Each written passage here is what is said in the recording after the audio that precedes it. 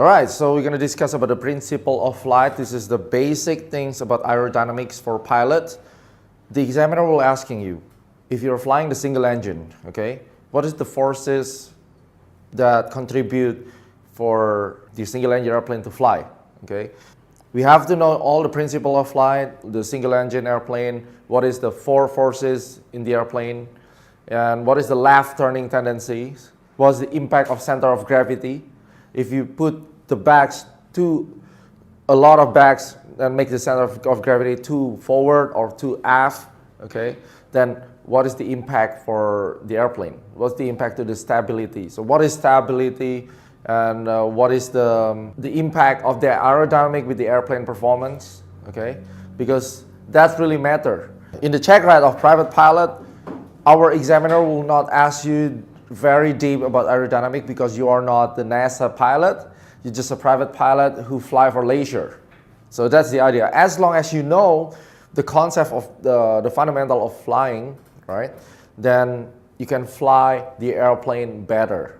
Why I don't put initial students to the airplane before I teach them personally about the fundamental of flying, the principle of flight, or we can call it aerodynamic, because when I found these things, before an applicant study and understand, at least have adequate knowledge about aerodynamic, they cannot fly the airplane well. They overreacted, they over-control the airplane, okay, and they cannot even maintain the altitude, they cannot even maintain the airspeed.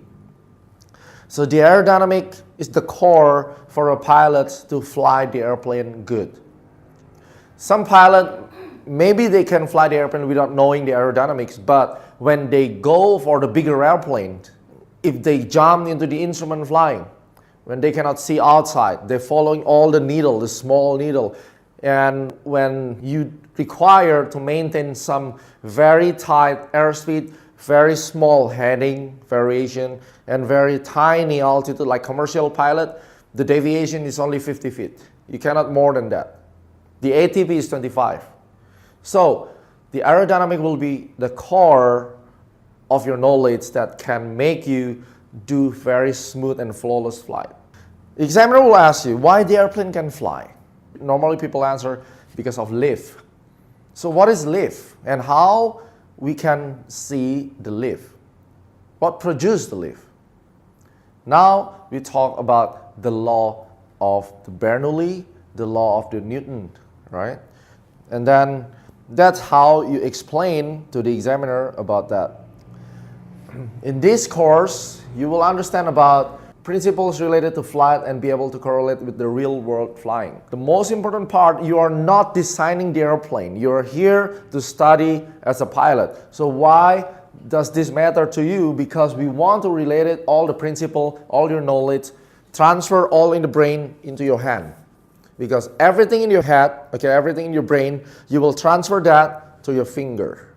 Always remember, to fly the airplane, you don't use this hand. You don't use all the palm here. You only use finger. Even you fly the big jets.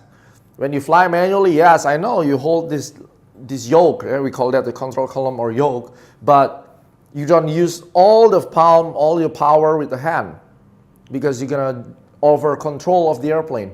We use small two finger to control the airplane. I even use my one finger to do a steep turn. Just hold it like that. And the student amazed, how can you do that? I use all two fingers and the altitude is going yang like that. Yeah, because that's not the way you do it. You do it by using one finger, hold it like that, and little pull, okay? So one finger can do like three-dimensional, pull, push. Then the airplane will stay. So when you're mastering the aerodynamic, you can do that and you pass the check ride.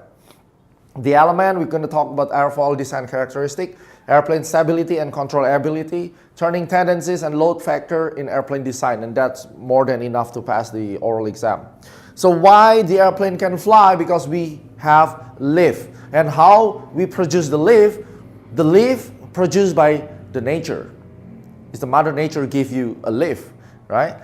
But how to prove there's a lift? Then the Daniel Bernoulli, he has the Bernoulli Principle that he found that the moving fluid is using the fluid, okay? He found that the faster the fluid or the air moving, the lower pressure it produces. That's the first concept. And that will apply to anything, including the engine, including your carburetor. They use the Bernoulli Principle. The faster the air, the faster the liquid, the fluid, okay? The lower the pressure. The slower the air movement, the higher the pressure. Then the Bernoulli is using the venturi. This is the venturi, right? They put air travels through the venturi. You know what? They put a meter here, like measurement, a sensor. When the tube or the venturi get narrow like this, the air will moving faster, right? So they put two. Let's say this is speed and this is pressure. Speed, pressure, speed, pressure. When the air moving through the narrow part of the venturi, what's gonna happen? The speed is increased. The speed is here, and the speed is here. The pressure is higher, and this is the pressure is lower. You can imagine the hose. There's a fluid of the hose, and you put your thumb there, like close to the middle of it, right? And then the water will really fast. It means there's a lower pressure there. Now, if you see this shape, okay, we have imaginary line, then they assume the principle of this venturi is same with the wing or the airfoil. So this is just like a wing. So if we take this part out of the venturi, right, then we create a wing concept. There's a contrarian about this. I read about the bulletin in the NASA. They say that the Bernoulli Principle is not 100% correct to explain about the lift on the airfoil, because this part is not represent the real airfoil. But at least based on the FAA handbook, they still believe that the Bernoulli Principle produced the lift. So we're gonna use this Bernoulli law. So when we take off this part of the venturi, we put it like this, it's become like an airfoil. Which part of the wing? So maybe you see this is the wing. Okay? So that's the wing. When the air travels above the airfoil, it travels further. It's longer distance, but must reach at the same time. So it means the air above the airfoil travel faster. That's the first thing, because it's longer distance, but it requires to reach the same spot at the same time. Then it has to be faster than the air which travel below. Number two, when the air travels, there's a waterfall effect.